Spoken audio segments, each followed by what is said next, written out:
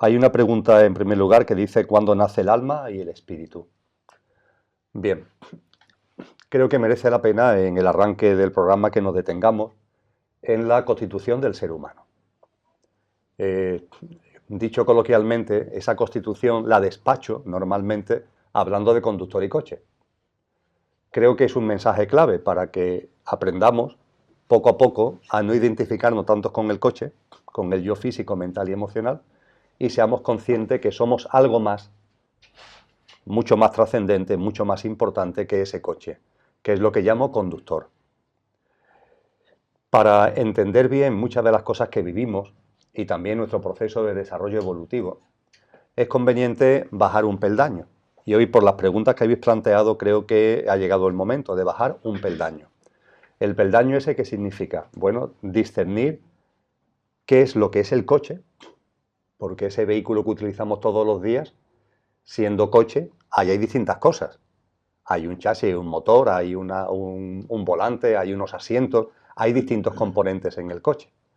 Los seres humanos, de la misma forma, en nuestro coche, en nuestro yo físico, mental y emocional, tenemos distintos componentes que tienen funciones distintas. Vamos a hablar un poquito de esto.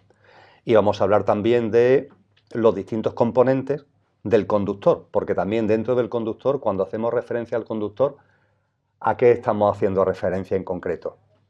Por ejemplo, en las cartas de Pablo de Tarso se habla del cuerpo, que dice que los seres humanos somos cuerpo, donde va metido todo el tema del yo físico, mental y emocional, pero después dice alma y espíritu, como cosas distintas, porque efectivamente no son lo mismo. Bueno, pues exactamente el alma, cómo funciona, cómo opera, y el espíritu, qué relación hay entre ellas, en definitiva, un mayor discernimiento acerca del conductor. Vamos a empezar por la parte que para nosotros supone la mayor evidencia, que es nuestra parte física. Todos los seres humanos tenemos un cuerpo físico. Ese cuerpo físico lo vemos, lo contemplamos, y es donde, por ejemplo, vivimos el ámbito de las enfermedades, que también se han planteado algunas preguntas con relación a ellas. Esas enfermedades aparecen en el ámbito del cuerpo físico. Junto con el cuerpo físico, algo de lo que se habla poco, pero que sin embargo está muy presente en las culturas espirituales más ancestrales, en las corrientes espirituales que están en la raíz de tradiciones religiosas actuales como el hinduismo, como el budismo, están en el denominado budismo esotérico, están en toda la recopilación espiritual que realizaron los denominados teósofos, tanto en el siglo XIX como en el siglo XX. Se nos habla que junto con el cuerpo físico, perdón, junto con el cuerpo físico tenemos un cuerpo etérico. Ay, Dios mío, me resfrío viniendo para acá. Hay un cuerpo etérico. Algunos lo denominan el doble corpóreo. Vamos a hablar del cuerpo físico, vamos a hablar todo esto con brevedad, de forma sintética, a lo mejor en otros programas podemos ahondar más en cada uno. Vamos a hablar del cuerpo etérico o doble corpóreo.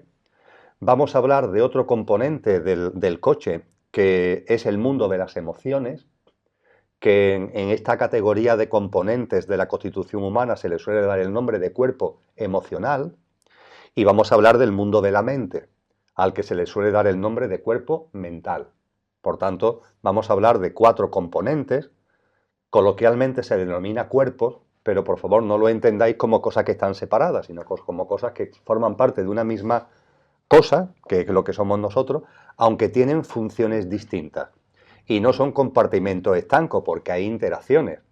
El cuerpo emocional interactúa con el cuerpo mental, y el cuerpo mental tiene efectos en el cuerpo físico, etcétera, etcétera. Es decir, hay una serie de interacciones.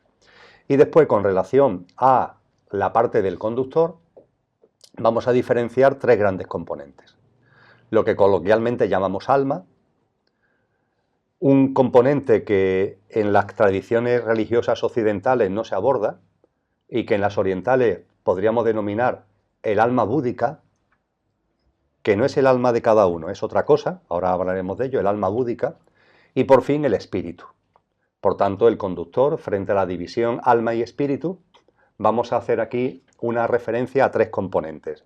Alma, el alma de cada uno, entre comillas, el alma humana, vuestra alma, la mía, el alma búdica y el espíritu. Vamos a comenzar por lo más evidente, por nuestro cuerpo físico. El cuerpo físico es importante conocerlo. Afortunadamente, la humanidad tiene muy estudiado su cuerpo físico.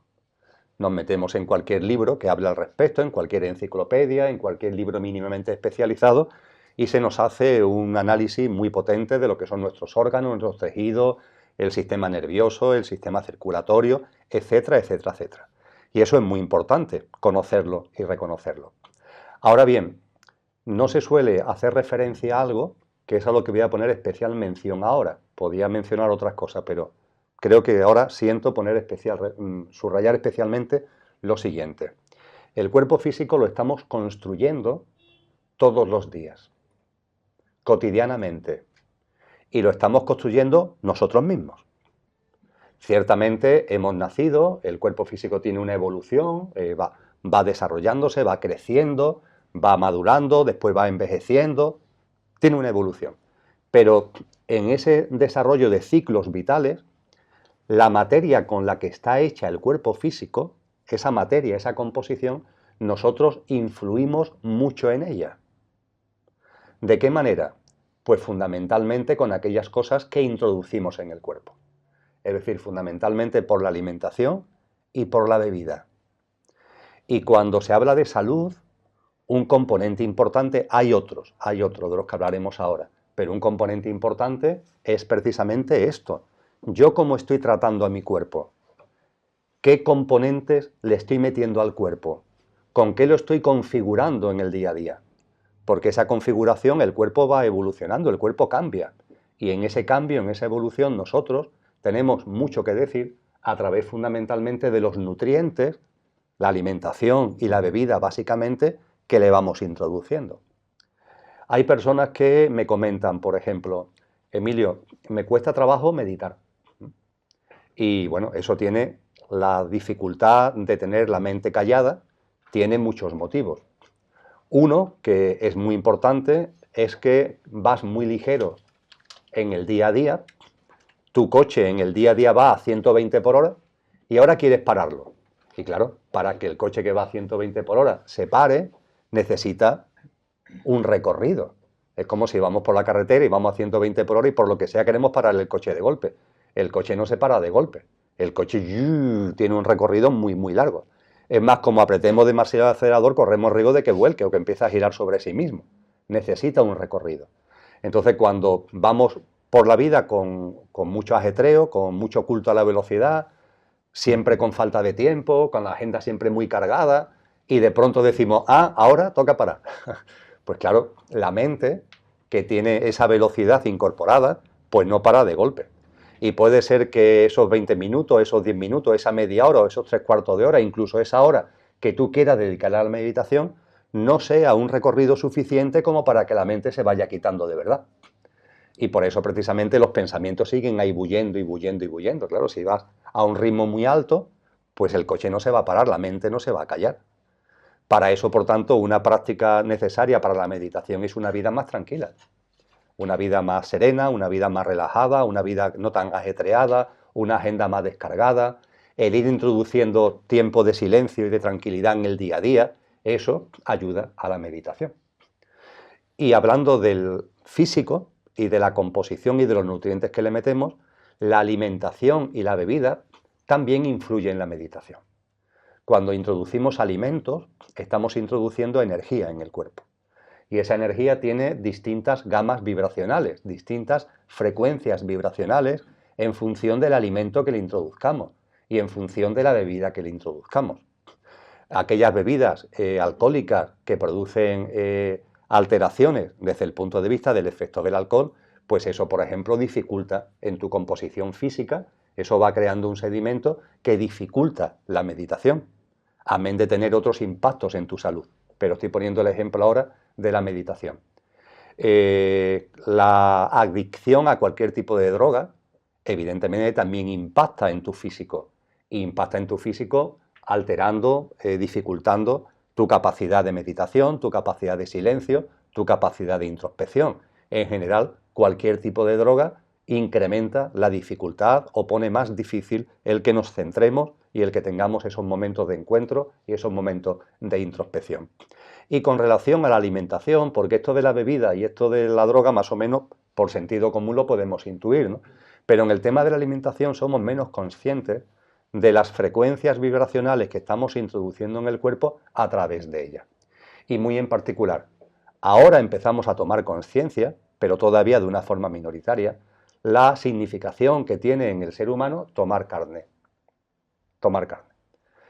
Y claro, a lo largo, sobre la carne se ha hablado siempre, pero es que la humanidad ha llegado a un estadio en donde la ingestión de carne, también la ingestión de algunos tipos de pescado, pero muy en particular la ingestión de carne, no solamente es en sí que se coma carne, que ya tiene un impacto, porque su frecuencia vibracional es mucho más densa que la del vegetal o la del pescado, sino que para colmo, esa carne, cuando llega a nosotros y cuando la ingerimos, es una carne que ha tenido un determinado tratamiento, que no es natural.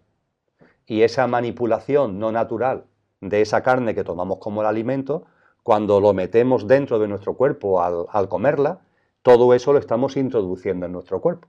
Es como si nuestro cuerpo, repito, lo estuviéramos haciendo con unos ladrillos, con un cemento, con unos materiales, lo estamos renovando y haciendo continuamente, y ahora tú, en esos ladrillos, en esos componentes, estás metiendo cosas que son densas, cosas que son pesadas. Pues eso, tu sutilidad, tu capacidad como para que tu cuerpo físico viva experiencias concienciales no tan densas y más sutiles, pues las dificulta.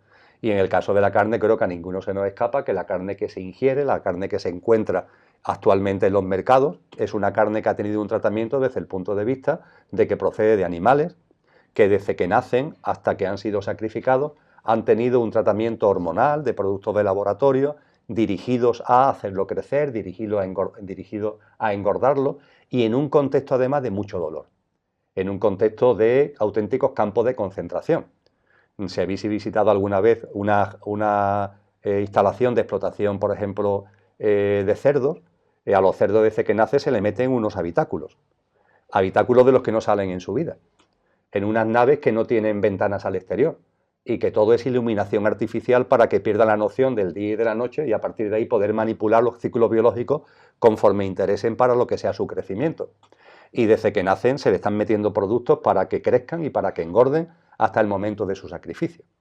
Esa es la mayor parte de la carne de cerdo que se come, pero que esto es aplicable a otros muchos animales.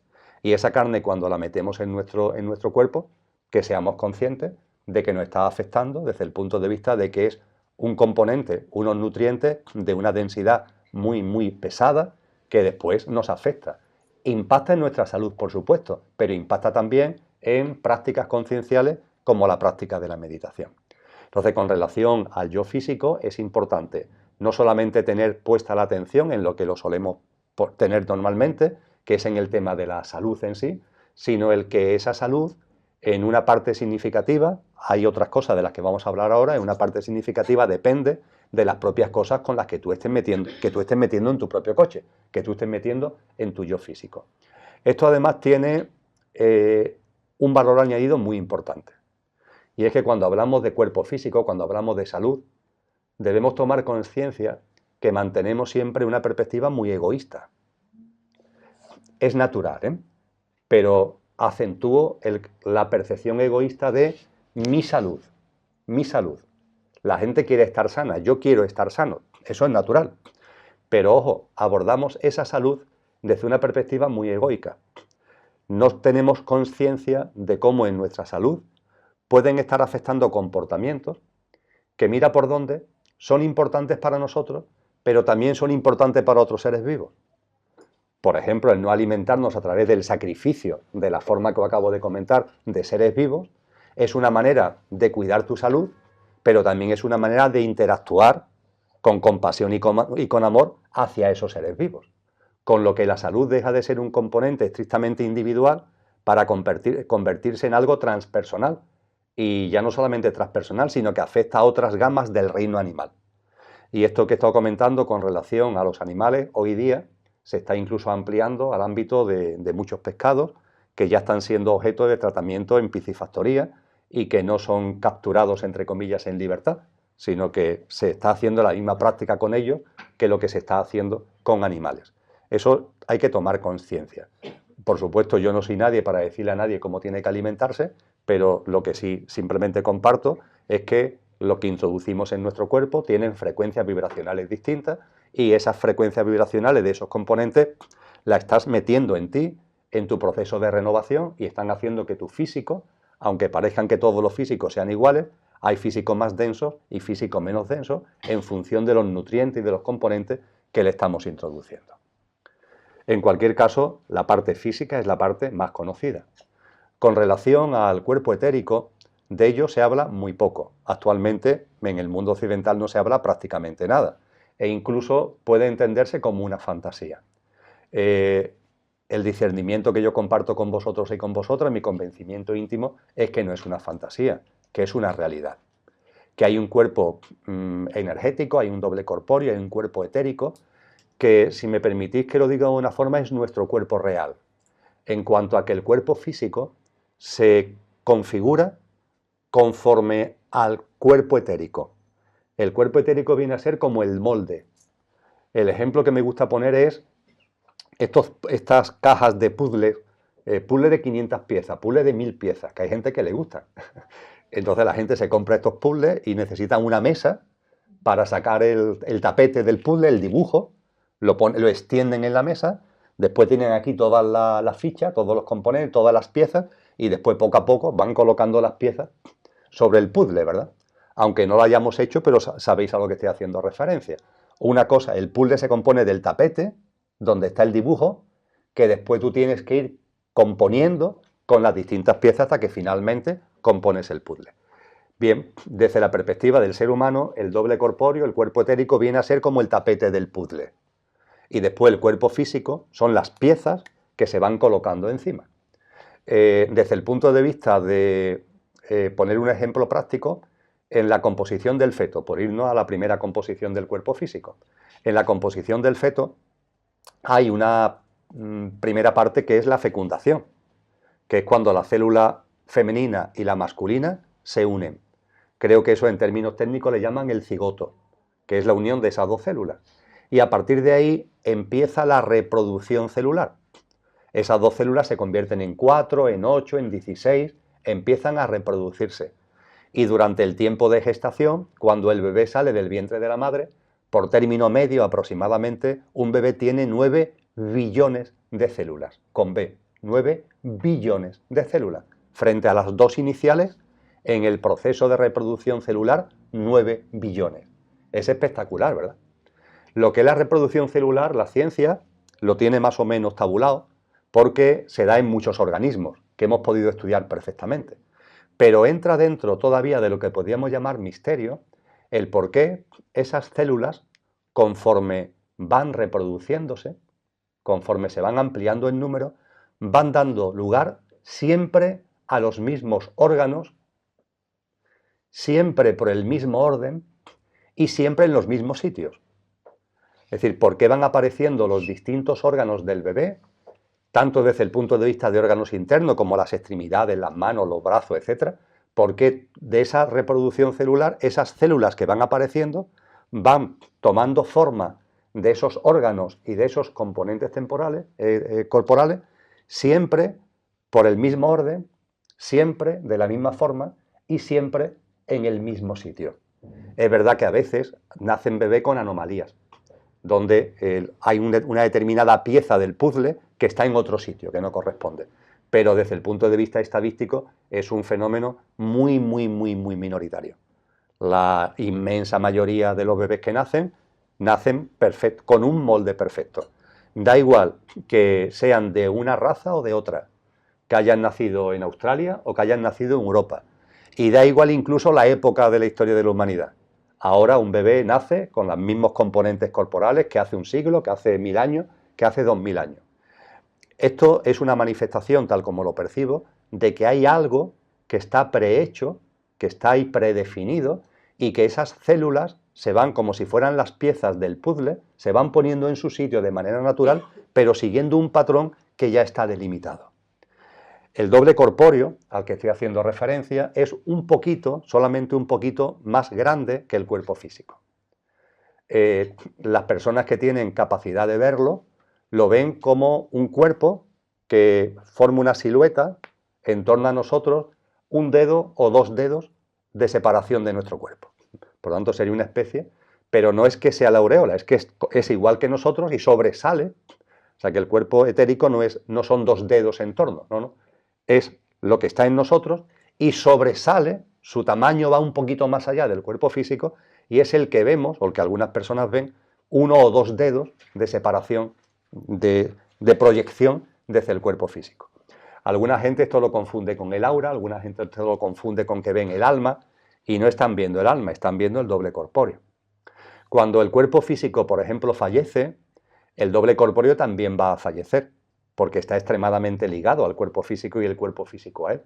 Pero mientras que el cuerpo físico fallece, el doble etéreo, este doble corpóreo, no desaparece inmediatamente, sino que se toma unos días. Y esto es a veces lo que se ve en cementerios, esto es a veces lo que se ve en hospitales, es ese doble corpóreo que empieza a diluirse, pero tiene un tiempo de disolución más allá de la muerte del cuerpo físico. Tiende a quedarse muy cerquita del cuerpo físico, hasta que se produce lo que coloquialmente se llama esto del cordón de plata, que se rompe, ¿no? que es cuando ya el doble corpóreo deja de tener ya relación con el físico y se disuelve. Desde el punto de vista de nuestra vida cotidiana, ¿esto tiene alguna importancia? Más allá del conocimiento, ¿tiene alguna implicación? Pues tiene una implicación muy importante. Y tiene que ver también con lo que denominamos salud en el sentido amplio. Y hay un enorme desconocimiento al respecto. El doble corpóreo le está transmitiendo continuamente al doble físico, el cuerpo etérico le está transmitiendo continuamente al cuerpo físico la vitalidad. La vitalidad. La vitalidad, el cuerpo físico, no la adquiere por la alimentación.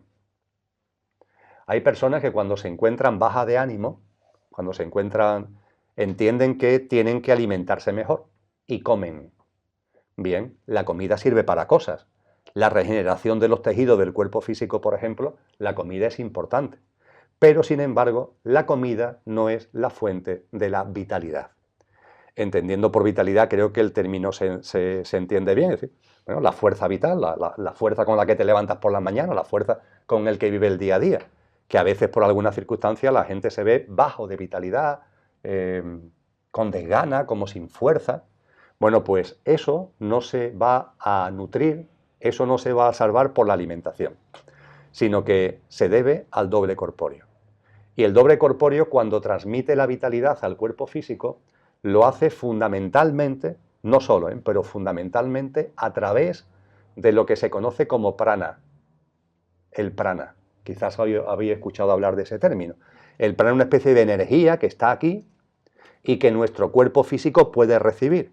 Y de hecho la recibe, pero lo recibe a través del cuerpo etérico. Es el cuerpo etérico el que chupa ese prana y lo transmite al cuerpo físico. Y ese prana, que tiene muchos componentes, pero tiene dos grandes fuentes. La primera, con diferencia, la más importante, el sol. Es con diferencia la más importante de las fuerzas, de las energías que ese cuerpo etérico tiene a su disposición para absorberla y vitalizar al cuerpo físico. Y junto con el sol, aunque no tan importante, algo que creo que también por sentido común la mayoría de la gente o mucha gente se está dando cuenta, el contacto con la naturaleza. El contacto con lo verde, el contacto con el agua, el contacto con la vegetación, el contacto con los árboles, el paseo por la montaña, el paseo por la playa. Ese contacto con la naturaleza también es una fuente de prana. Y el cuerpo físico lo absorbe. Y al absorberlo lo transmite al cuerpo físico. El cuerpo etérico lo absorbe y lo transmite al cuerpo físico. Por tanto, cuando por los motivos que sean nos encontramos, a lo mejor porque hemos tenido problemas, porque ahora hablaremos de convulsiones emocionales que nos han desgastado mucho, cuando sentimos que vitalmente nos venimos abajo, en la tele te dicen que te compres no sé qué cosa, ¿no? Que se llama vital no sé cuánto. Bueno, pues mi consejo es que hagamos algo que es mucho más práctico, mucho más potente y sobre todo que es barato, no tienes que pagar absolutamente nada, que son los buenos baños de sol y los buenos baños de naturaleza. Pero por favor, conscientes, abriéndonos a esa experiencia. La gente, cuando le da el sol, mucha gente lo ve como algo hostil, se están protegiendo. No estoy diciendo con eso que nos tumbemos en la playa ahí a tostarnos para quemarnos, no, pero que el sol en nuestra vida cotidiana, no digamos ya en zonas como la nuestra en la que vivimos, donde está muy presente, cuando nos dan esos rayos del sol, los recibamos, siendo conscientes de que esos rayos del sol están siendo filtrados por el cuerpo etérico y están llegando a nuestro cuerpo físico y son una fuente de energía, son una fuente de vitalidad. Y eso que lo hagamos de manera consciente. Y cuando eso se hace de manera consciente lo percibimos, nuestra vitalidad aumenta. Mucho más que tomando cualquier producto de lo que nos pueden anunciar en la televisión. Junto con el cuerpo físico y junto con el cuerpo etérico, el tercer gran cuerpo dentro del coche es el cuerpo emocional. El cuerpo emocional es especialmente complejo y de él normalmente sabemos poco. Del etérico no sabemos nada, del físico sabemos bastante, aunque no sabemos todo, y del cuerpo emocional sabemos bastante poco. El cuerpo emocional es el que tiene que ver, como su nombre indica, con todas nuestras emociones. Han aparecido aquí en la pregunta sensaciones de o situaciones de enfado, de ira o incluso de pereza. Pero no solamente las, entre comillas, las emociones que la mente califica de negativas, sino que el cuerpo emocional también está configurado por las emociones que denominamos positivas. Todas las emociones están ahí en el cuerpo emocional. Y el cuerpo emocional tiene una cierta autonomía de movimientos. De hecho, el cuerpo físico también tiene autonomía. El cuerpo emocional igualmente. El cuerpo físico, al que hacía referencia anteriormente, tiene autonomía. Daros cuenta que vuestro cuerpo físico, permitidme que lo diga así, tiene caprichos, tiene tendencias, tiene hábitos, tiene comportamientos que vuestra voluntad a veces no puede modificarlo. Queréis modificar un determinado comportamiento físico, un determinado hábito, y cuesta trabajo. La razón de ello es que nuestro cuerpo físico tiene una dinámica propia. Dinámica que en gran medida nosotros mismos la hemos metido en él. Pero una vez que el cuerpo físico se acomoda a esa dinámica, se acomoda a esos hábitos, el sacarlo de esos hábitos no es sencillo. El ejemplo que más utilizo es el hábito de fumar. Bien, el cuerpo no ha nacido fumando. Tú lo has habituado a fumar. Una vez que lo has habituado a fumar, cuando tú por voluntad propia quieres dejar de fumar, eso cuesta trabajo. Hay una resistencia. Resistencia que es lógica, le han metido una droga que es la nicotina y ahora el cuerpo lo que reclama en su autonomía está reclamando esa droga. Pero esto que sucede con relación al tabaco surge con relación a otras muchas cosas. Por ejemplo, personas que a su cuerpo lo han acomodado a una vida muy sedentaria, ahora llega de pronto el médico y le dice que ante determinado análisis que le han hecho, yo qué sé, de colesterol o de lo que sea, tiene que hacer ejercicio. Y el cuerpo físico se resiste a hacer ejercicio, porque está habituado al sedentarismo. E incluso a veces al revés. Personas que tienen mucha actividad física y por las razones que sea tienen que pararlo, tienen que moderarla. Y el cuerpo se resiste. Tenemos que ser conscientes que nuestro cuerpo físico tiene una autonomía funcional. Esto creo que lo empezamos a tener claro con relación a la mente, de que la mente va por ahí a su bola y que tiene una autonomía con relación a nosotros. Bueno, pues el cuerpo físico también. Y el cuerpo físico hay que, entre comillas, ponerlo bajo nuestra voluntad. Y ponerlo bajo nuestra voluntad no significa hacer lo que nos cuentan de la vida de los santos. Ahí el flagelarnos, el martirizarnos. No. Pero sí es importante una cierta disciplina. Una cierta disciplina. Introducir en tu práctica diaria, en tu práctica de vida, no hace falta que sea diaria, en tu práctica de vida, determinadas cosas que tú dices, cuerpo, vamos a hacer esto. Y tu cuerpo tú sientes que te dice no. Y tú dices sí, vamos a hacerlo. Pero no ya por el beneficio que esa práctica en sí pueda tener o dejar de tener, sino por lo que aporta de disciplinar al cuerpo, de que el que manda eres tú, tu voluntad. No sé, pongamos por caso, Pues una vez a la semana o una vez al mes, da igual, un día de ayuno. Bueno, aparte de lo que pueda reportar el ayuno en sí, el dejar de ingerir alimento durante un día, que posiblemente al organismo le venga bien, fundamentalmente yo lo estoy planteando ahora desde el punto de vista de la disciplina del cuerpo físico. Porque vuestro cuerpo físico va a protestar. Y es un momento de decirle, no, hoy no se ingiere alimento porque yo digo que no se ingiere alimento. A vuestro cuerpo físico, por supuesto, no le va a pasar nada porque un día y no ingiere alimento. Por supuesto que no le va a pasar nada. Pero se va a rebrincar habida cuenta de que en su autonomía funcional quiere que le des ese alimento o quiere que le des esa copita de vino, quiere que le des esa cervecita y vuestro cuerpo se va a rebrincar. Esto es una práctica simple de disciplina. Y para que el cuerpo físico sea consciente de que quien lleva el mando de vuestra vida sois vosotros. En el ámbito del cuerpo emocional pasa algo parecido. El cuerpo emocional tiene ya su ámbito de autonomía. El ámbito de autonomía del cuerpo emocional no se da tanto en el ámbito físico como en un ámbito de vida del que hablamos, del que se habla también en Recuerda Televisión de él, pero del que conocemos relativamente poco, que es el plano astral. El plano astral es muy grande, es un plano de vida inmenso, que lo tenemos delante nuestra cuando estamos encarnados y también está más allá de nuestra vida como encarnados humanos. Es un plano, por tanto, muy potente. Y es un plano donde se mezclan muchos niveles. Lo que coloquialmente se denomina el bajo astral, el alto astral, son como bandas vibracionales distintas, incluso con energías y formas de vida distintas en función del tipo de astral al que estemos haciendo referencia. Pues bien, nuestro cuerpo emocional está en contacto continuo con ese plano astral. Continuo, continuo.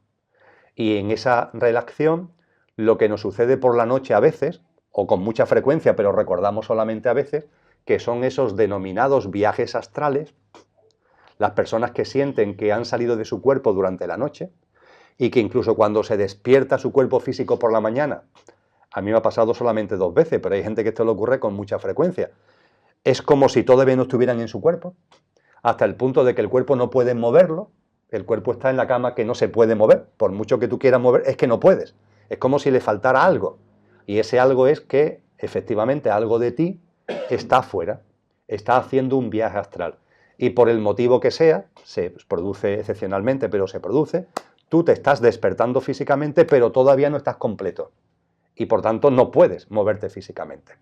Eso que sale y que se mueve por el ámbito astral es el cuerpo emocional, que es un cuerpo que de la misma forma que nuestro cuerpo físico lo estamos renovando continuamente con la alimentación, el cuerpo emocional lo estamos renovando y haciendo continuamente con nuestro mundo emocional. La frecuencia vibracional, las frecuencias vibracionales que se mueven en nuestro cuerpo emocional vienen de la mano del mundo de emociones que nosotros estamos generando en nuestra vida cotidiana, que es así de sencillo. Si tu mundo emocional es un mundo de quietud, de armonía, de paz, con eso estás alimentando tu cuerpo emocional. Si tu cuerpo emocional es un mundo de ira, de conflicto, de problemas, de violencia, de tensiones, con eso estás alimentando a tu cuerpo emocional. Y cuando tu cuerpo emocional se pasea por el plano astral, se está paseando con la vibración que tú le has incorporado. Y a partir de ahí puede establecer relaciones con energías que sean coherentes en vibración con la energía, con la vibración que tú le has metido a tu cuerpo emocional. En concreto, habéis planteado una pregunta que hacía referencia a cómo darnos cuenta si estados alterados de conciencia, experiencias determinadas que podamos tener conciencialmente fuertes, habéis planteado cuándo discernir si es real o es alucinación. Bueno, sin querer entrar en expresiones absolutas, un tanto por ciento muy alto, yo no me atrevo a decir el porcentaje, pero un tanto por ciento muy alto de ese tipo de experiencias a las que hacía referencia la pregunta, un tanto por ciento muy alto no son reales. Entendiendo por reales que no vienen de nuestro yo superior, por llamarlo de alguna forma. No vienen del conductor, sino que proceden de nuestra conexión con ese mundo emocional y con ese cuerpo emocional con el plano astral.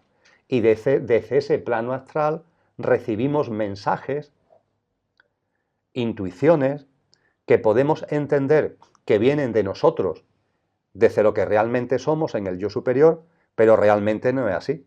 Están siendo impregnaciones del astral y más en concreto del plano astral, de energía de baja frecuencia vibracional que nos hacen percibir, que nos hacen ver y creemos que son reales determinadas cosas, que asociamos incluso a experiencias propias que son transmitidas desde nuestro yo superior.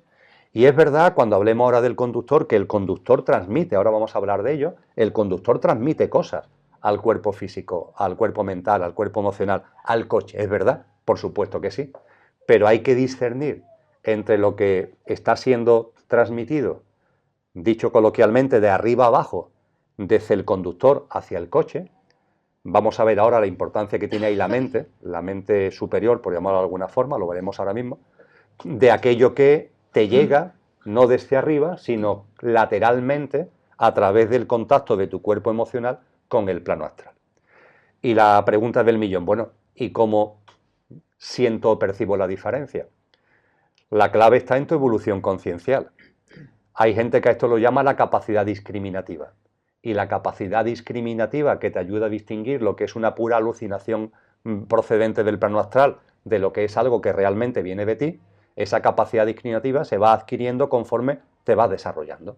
Conforme vas evolucionando en conciencia, empiezas a tener más conciencia en general y empiezas a tener esta capacidad discriminativa. En cualquier caso, como pista, cuando esos estados alterados de conciencia, esos mensajes, esas visualizaciones, como lo queramos denominar, cuando eso se produce, si van acompañados de cosas que realmente alteren, suelen proceder del mundo astral. Forman parte del plano astral y llegan a ti a través de tu cuerpo emocional, cuando alteran. Lo importante es el mundo emocional, mantenerlo en equilibrio. Si hablábamos desde el punto de vista del cuerpo físico, oye, ser consciente de la alimentación, ser consciente de la bebida, desde el punto de vista del plano del cuerpo emocional, lo estamos construyendo con nuestras emociones. Y lo importante es tener un mundo emocional equilibrado. Y equilibrado significa equilibrado. No significa no emociones que la mente llama negativa, pero sí positivas, porque del equilibrio te sacan las unas y te sacan las otras. Y cuando te sales del equilibrio, va a venir el dolor y va a venir el sufrimiento inevitablemente.